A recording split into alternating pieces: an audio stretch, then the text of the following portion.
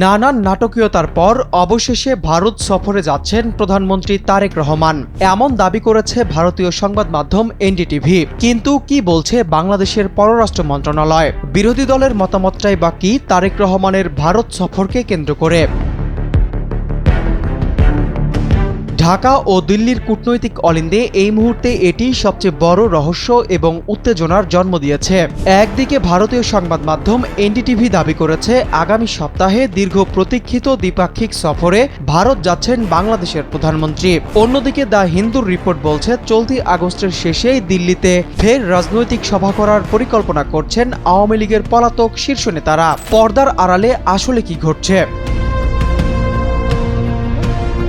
ভারতীয় সংবাদ মাধ্যম এনডিটিভি এক প্রতিবেদনে দাবি করেছে আগামী সপ্তাহের শেষার্ধে 2 দিনের রাষ্ট্রীয় সফরে দিল্লি যাচ্ছেন বাংলাদেশের প্রধানমন্ত্রী। 2026 সালের ফেব্রুয়ারিতে দায়িত্ব নেওয়ার পর এটি হতে যাচ্ছে তারেক রহমানের প্রথম ভারত সফর। দিল্লি মূলত আগামী সেপ্টেম্বর মাসে অনুষ্ঠিতব্য ব্রিক্স শীর্ষ সম্মেলনের আউটরিচ সেশনের আগেই এই দ্বিপাক্ষিক সফরটি সেরে ফেলতে মরিয়া। তবে বাংলাদেশের পররাষ্ট্র মন্ত্রণালয় জানিয়েছে সরকার ভারত সহ সব দেশের সাথে সম্পর্ক এগিয়ে নেওয়ার ব্যাপারে ইতিবাচক হলেও এই সফরের সময়সূচি এখনও চূড়ান্ত হয়নি। কূটনৈতিক সূত্র মতে সফরটি সম্পূর্ণ ঝুলে আছে একটি শর্তের উপর। সম্প্রতি দিল্লির মাটিতে বসে শেখ হাসিনার বিতর্কিত ভার্চুয়াল রাজনৈতিক বক্তব্যের পর তীব্র অসন্তোষ প্রকাশ করেছে ঢাকা। বাংলাদেশের স্পষ্ট বার্তা, ভারতের মাটিতে শেখ হাসিনা যেন বাংলাদেশের স্থিতিশীলতা নষ্ট করার কোনো রাজনৈতিক তৎপরতা চালাতে না পারে।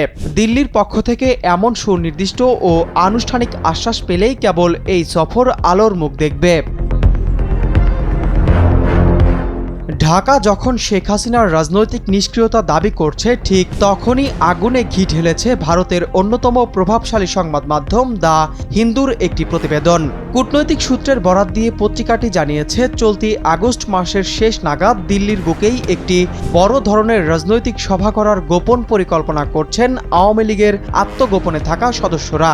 কূটনৈতিক বিশ্লেষকদের মতে বাংলাদেশের প্রধানমন্ত্রীকে সফরের আমন্ত্রণ জানিয়ে আবার একই সময় দিল্লির মাটিতে সাবেক শাসক দলকে রাজনৈতিক শোডাউনের সুযোগ দেওয়া ঢাকার জন্য একটি বড় কূটনৈতিক উস্কানি হিসাবে দেখা হচ্ছে।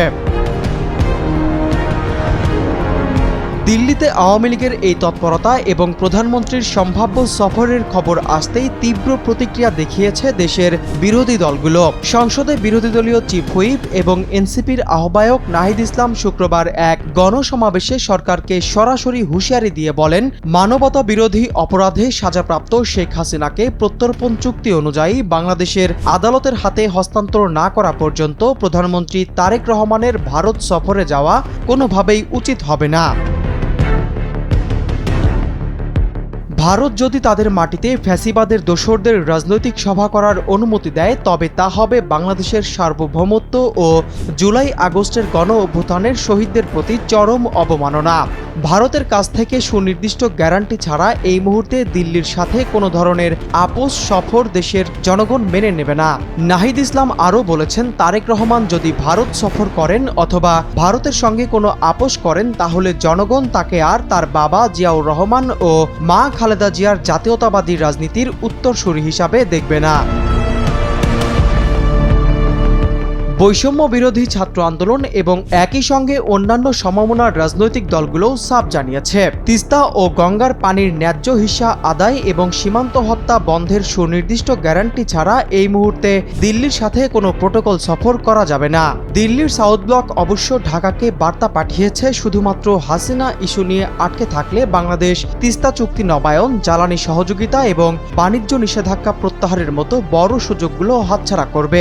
ঢাকায় নিযুক্ত ভারতীয় হাই কমিশনারও সম্পর্ক জোড়া লাগাতে দফায় দফায় বৈঠক করছেন। কিন্তু শেষ পর্যন্ত কি দেশের অভ্যন্তরীণ রাজনীতি ও বিরোধী নেতাদের কড়া চাপ উপেক্ষা করে তারেক রহমান দিল্লি যাবেন, নাকি আগস্টের শেষে দিল্লিতে আওয়ামী লীগের পরিকল্পিত রাজনৈতিক সভা দুই দেশের কূটনৈতিক সম্পর্ককে আরও গভীর অন্ধকারের দিকে ঠেলে দেবে? দক্ষিণ এশিয়ার ভূ রাজনীতিতে এটাই এখন সবচেয়ে বড় সাসপেন্স।